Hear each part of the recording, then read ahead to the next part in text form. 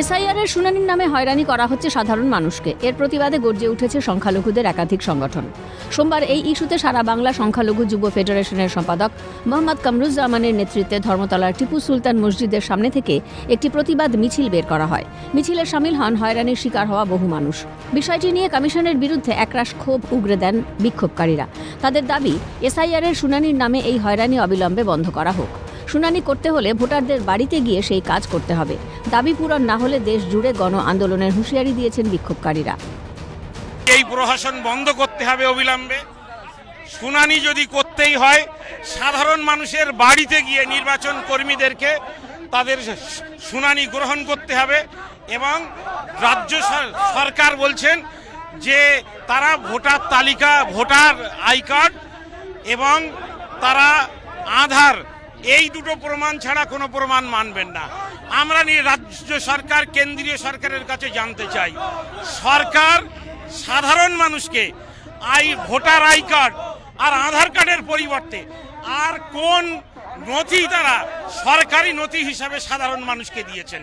কোনো নথি তো তারা দেননি। তাহলে আজকের কোন অধিকারে সরকার এবং নির্বাচন কমিশন সাধারণ মানুষকে ভোটার আর আধার কার্ডের পরিবর্তে অন্য নথি দেয়? তারা সবাই 2002-এর সঙ্গে 25-এর ম্যাচিং করে ফেলেছে। ফলে নির্বাচন কমিশনকে টার্গেট দিল, কি হলো না হলো এখানে 1.5 কোটি মুসলিমকে বাদ দিতে হবে, সেজন্য এই ষড়যন্ত্র হচ্ছে।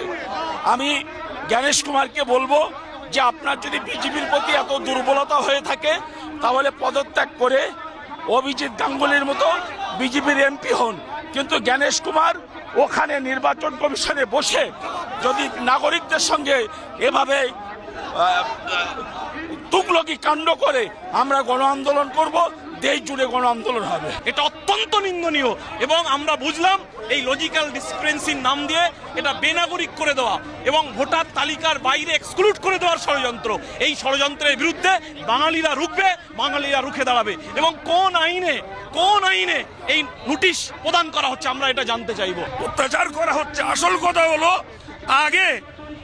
আগে যেটা করেছিলেন তাতে বিজেপির উদ্দেশ্য সাধিত হয়নি, যার কারণে নতুন করে এই হয়রানির পথ নির্ধারণ হয়েছে। ডিসক্রিপেন্সির নামে যে হিয়ারিং এর নোটিশ দেওয়া হচ্ছে তাতে করে সাধারণ মানুষকে চরম হয়রানির শিকার হতে হচ্ছে।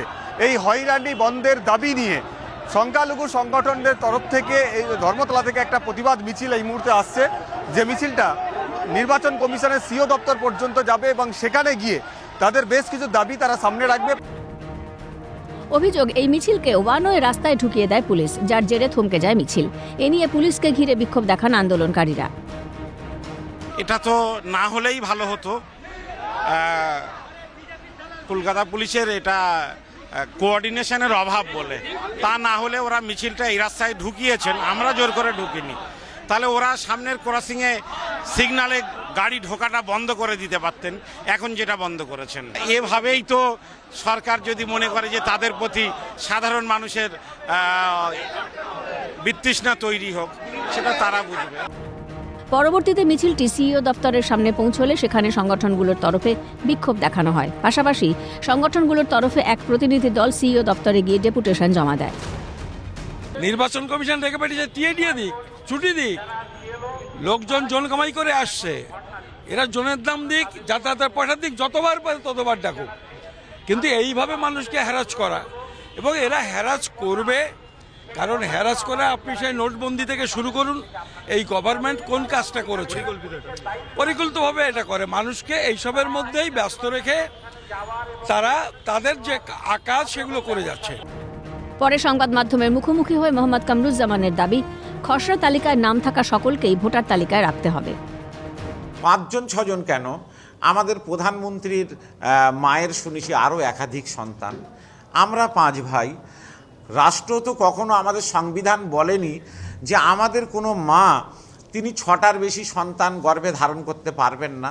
তাহলে নির্বাচন কমিশন একটা বিধিবদ্ধ সাংবিধানিক সংস্থা, আজকে সেই সমস্ত নিয়মের বাইরে দাঁড়িয়ে ব্যক্তিগত মত, ব্যক্তিগত ষড়যন্ত্র সাধারণ নাগরিকদের উপরে কেন চাপিয়ে দেবেন? এটা নিয়ে আমরা প্রশ্ন করতে এসেছি যে সাধারণ মানুষদের এভাবে হয়রানি করা যাবে না। যাদের ভোটার তালিকায়, খসড়া ভোটার তালিকায় নাম আছে, তাদের অবশ্যই নাম রাখতে হবে।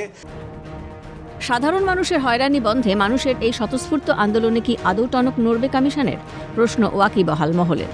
ক্যামেরায় নিখিল দাস ও প্রসন্ন নস্করের সঙ্গে মফিজুল ইসলাম এবং অভিরূপা সাহার রিপোর্ট, ক্যালকাটা নিউজ।